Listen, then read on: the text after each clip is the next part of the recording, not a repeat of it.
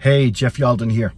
My friends, listen, when you have the courage to ask for help, understand that what is important is having the courage to ask the question, and when you do that, the answer shall appear.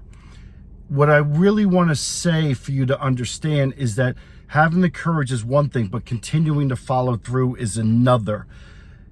Let me share with you what just happened. I think this is really important. The other day, I get a phone call on my voicemail. I had trouble making out the message, but I decided to return that phone call today. I return the phone call, goes to voicemail, call comes in. I couldn't leave a message. The gentleman just called me, and the gentleman was speaking. I had trouble understanding him. I knew it had something to do with mental health, and I finally got to the point where I asked the question, are you calling for your own mental health? I didn't know if it was someone calling asking me to come do a speaking engagement. So that's what I was able to ascertain, is that he was calling for himself. He did a Google for mental health therapists locally, and somehow, some way, my phone number sometimes shows up. So as I was talking to him, I said, well, listen, hey, I'm glad you called. I am in Jacksonville, Florida, but I want to, and I couldn't even get out what I wanted to say when he said, yeah, I'm looking for a mental health therapist in my local area, and I'm trying to find them, and okay, thank you, goodbye. And he hung up. Now, I know that this individual is probably under a lot of stress and anxiety and felt that he may have called the wrong number and then I couldn't help him, which is not the case. I wanted to help him, but before I could help him, he hung up. What I want to say to you is there's mental health challenge, there's mental health crisis. The challenge is when a situation affects your thoughts, feelings, behaviors. And the crisis is when that challenge starts to turn to where you're thinking of hurting yourself or hurting other people. You're about to have a panic attack.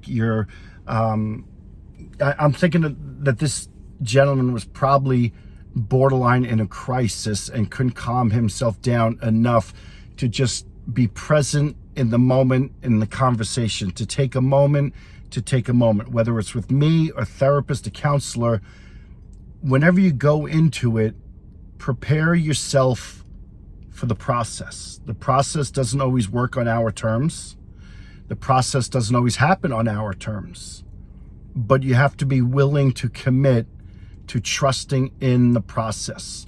And I wanted to give him some resources that I could have given him so that he could have done a more, let's say, advanced Google search in his area. But before I could do that, he had hung up. And my heart hurts a little bit because when he hung up, I don't know how he was feeling or what his intentions were.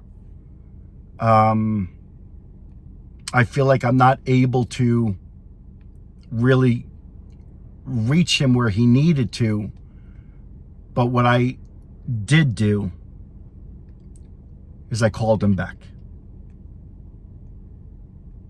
and he's not answering the phone.